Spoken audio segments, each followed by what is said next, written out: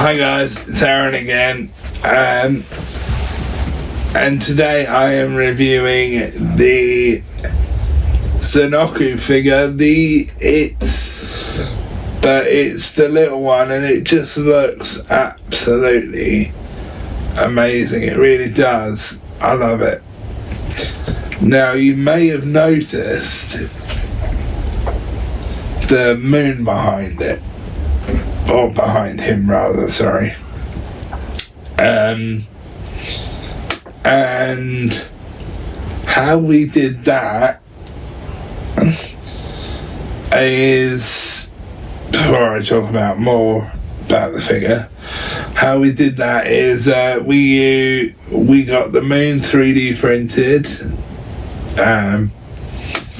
which is amazing. I didn't even know you could get 3D printed moons, to be fair. And we had a cardboard box which we put a bin bag over to make it back inside, and there is a phone behind the moon to give it kind of don't know what you call it, a moonshine sort of thing. Because as you know from Wild Force, he gets his powers from the moon, and he's fully charged when he's got the moon behind him. So that's how we did this little, I don't know what you call it, diorama display. So that's kind of the way we did it. It's quite a simple way really, but it works.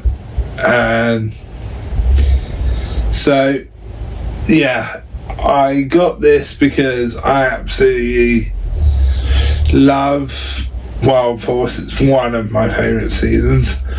Not my favourite by any means, but it's one of my favourites. And also I've met the guy who played Merrick, aka Sunoco, Philip Andrews. Or it might just be Philip Andrew actually. Sorry mate if you're watching.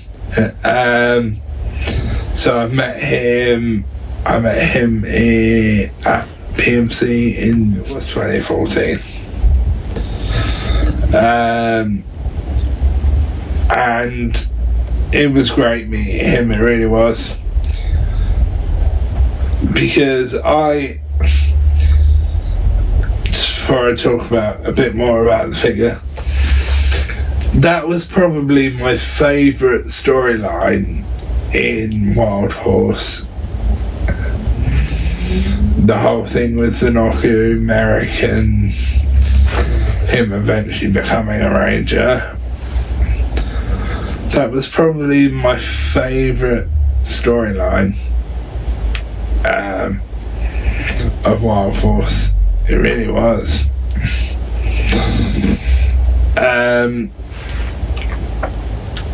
And I'll quickly tell you a funny thing about Philip Andrews. And when I met him, he had basically just gone and got his lunch, which at the time was a hot dog. So when I went up to him, he was basically eating his lunch. Sorry. And by the side of him, he had another hot dog. So we've nicknamed him, and this isn't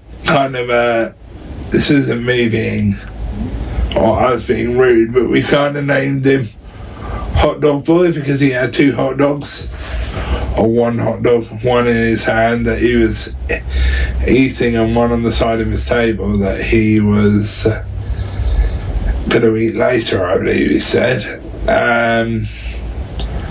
So it was amazing meeting him. It really was. I loved it. Absolutely loved it. He signed 2 things for me. He signed a photo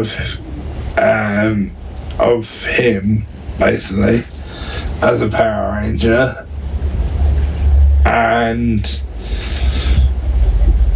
he signed a Zenohu card, basically. I don't know what you call them. They were back when they had these cards. I think it might have been a playing card or something like that, or a Power Ranger playing card game. It was something like that. And it was basically potluck if you got one or not. So you had to basically buy the cards and hope that you got him. And he had one on his table, which, in fact, I know he wasn't selling them, because the people I met there that had his signature, or had met him and got him to sign stuff,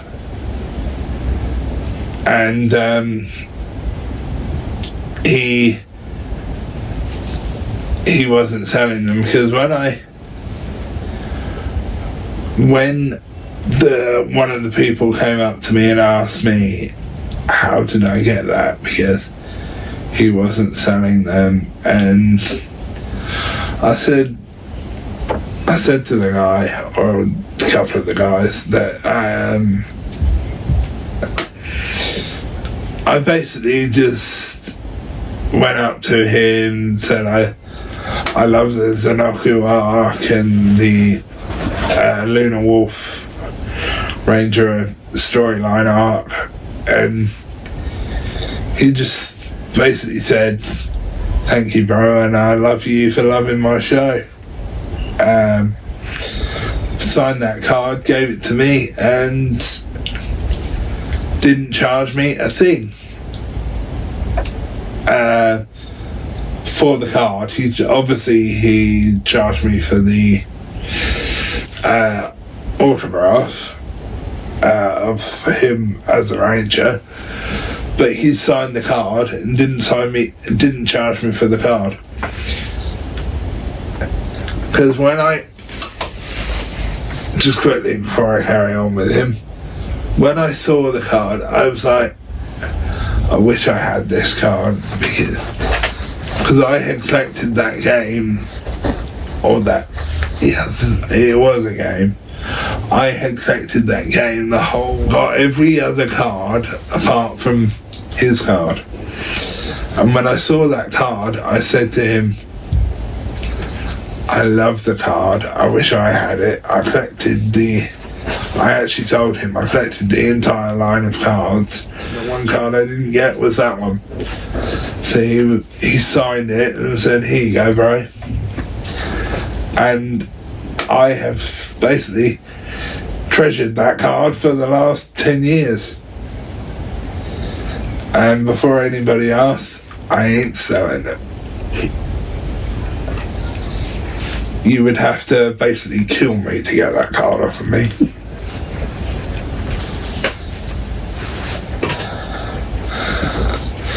And that's me being blatantly honest here. You would literally have to kill me to get that card off of me.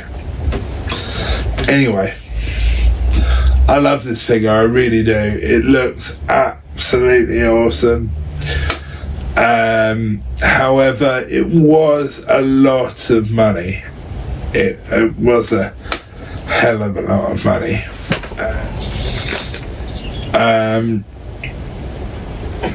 Now, I love the way he looks, I really do.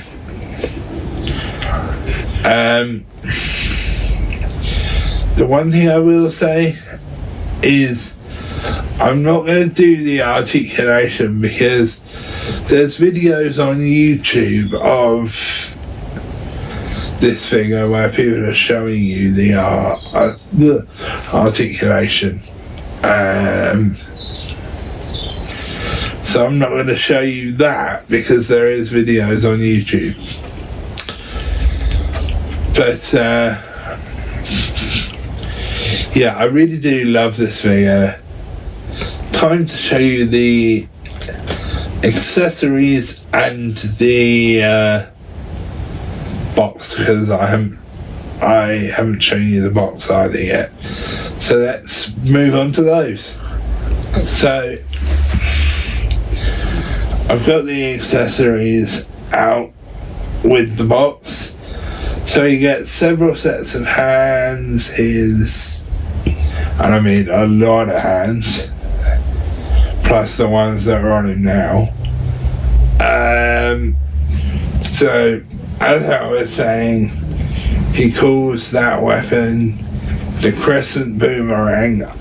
Well, that's what he calls it in America, anyway. In the UK and in America. I don't know what he calls it in Japan.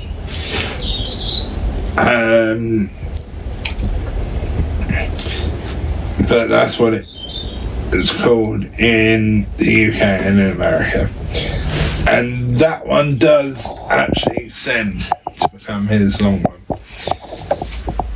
And the one he's got in his hand is the one where he's got all the crystals in it, but the crystals are very tiny, so they are very difficult to see. And the other thing is